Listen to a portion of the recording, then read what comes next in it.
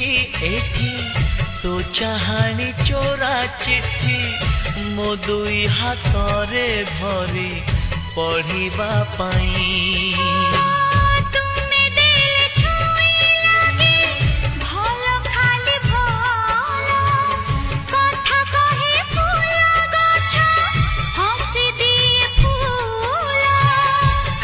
खाली लगे एठी सब तुम बिना तो आखी मो आईना।